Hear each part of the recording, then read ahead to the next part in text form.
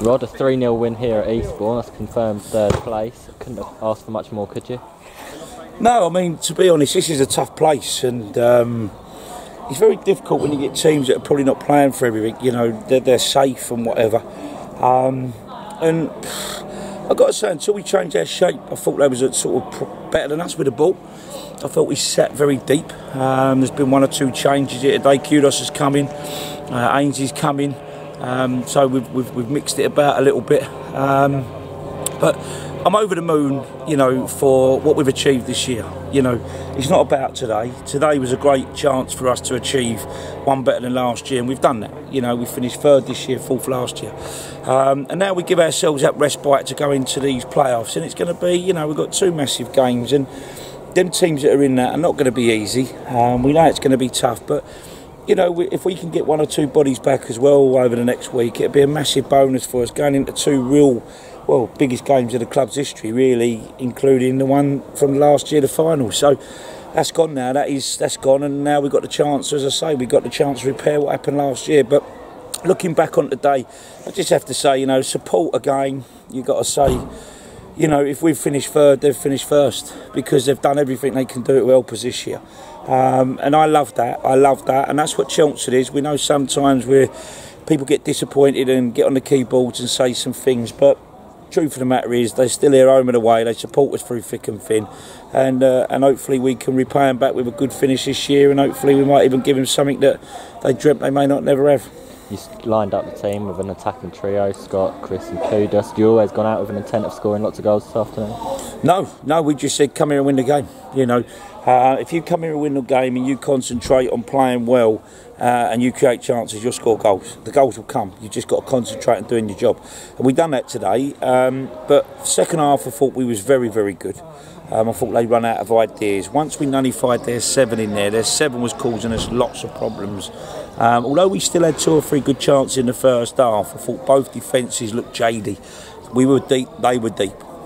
And it just made such big space in the middle of the park, and the 7 loved it.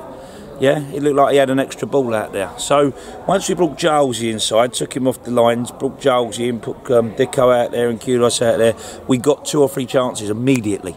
And I think that was my team talk at half time. We've now seen that we can with this system but get a weakness of them, and now we've just got to go on and push it on. Scotty's missed 2 probably are the most easiest chances that you've seen all season. We said to him at half time, forget it. Don't panic, don't worry about it, you're good enough, you still score goals, and the boy went and done that. So, you know, listen, even with his penalties, he had to miss a penalty sooner or later, but he was fantastic on the rebound. Mission accomplished. And a word on Jake Jessup. Every game he's played for us now, we haven't lost, so it must be good omen heading into the playoffs. A bit of competition for Saturday. Yeah, I mean, obviously, best, you know, like Jake's come in, he's had it hard, and, you know, he had a game at Hemel when I wasn't there, and I believe that he wasn't great on the day, but it gives us a little bit of food for thought. Hopefully Besant should be looking to try and get back for next Sunday. The biggest bonus for us, though, we need the respite. We need to have this respite, because let me tell you, we got lots of walking wounded. Elliot today has strapped up, and I thought he was outstanding second half, strapped himself up, and he's been fantastic. I'd also like to dedicate as well to my staff, along with the players. The players this year, although we had to rebuild a team come start pre-season, and we've had to mix a bit of old and a bit of new, and we've had to move some out over the last few months. We've now won, is that 7 out of 8? Yeah. So that's a testament to my players, but you have to look at all the work that goes on behind the scenes, you know, from Dave the physio to Paul the kit man to Steve Pitts, who does what he does in doing all the due diligence and looking around for players. You have to look at the likes of what Tony does. Ian Yule's come in, has come in, and obviously my dedication to Nick. He's been fantastic to work with yet again. Danny Clare's worked with the keepers all season. If there's anybody I've missed, please forgive me. I think these have been a massive part. As I said, all the boys in the colour that I'm wearing at the moment in this blue have been fantastic, and even when we've been low and we feel like things are getting away from us, we've galvanised, we've stayed together, we've made big decisions together. Yes, it stops with me, that's my job, but bottom line is they have been unbelievable. And the new players that have come in as well, You know, like we've now brought Robertson, who's been injured, Taylor Miles has come in, Jazzy's come in, Bagger's come in on loan. You know, and players that I've probably missed, Cameron James has come in, who's had it a bit tough when he got injured.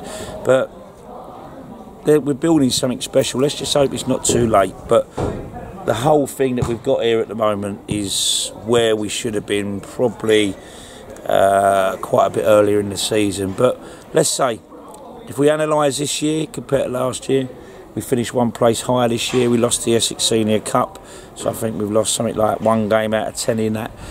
So we lost that. We had a great run in the FA Cup, got a draw, which was quite a difficult draw away at Gateshead, but we got first round proper. I think we'd have done a bit better in the trophy if we'd never gone down to 10 men against Willstone as well. So when you reflect and everybody says how poor the season's been and the negativities and whatever, this hasn't. This could be a season that's been better than last year, because we've still got a chance to get one hand on that trophy. And whilst we've got that, we ain't giving in. We will not give in. And everybody knows who's got to play us. We'll all know that, you know, we're a good side, and we respect everybody that's in it. I think Braintree's done fantastic, Truro's done fantastic, Emil's done fantastic, all of them. They've all done an amazing season, and I want to dedicate my finish to the likes of Avent as well, because I think fair play to Lee Bradbury. He took a team down, managed to win that division. He's brought a team up and he's won a division again. That ain't easy to do. Back to back champions is not easy to do.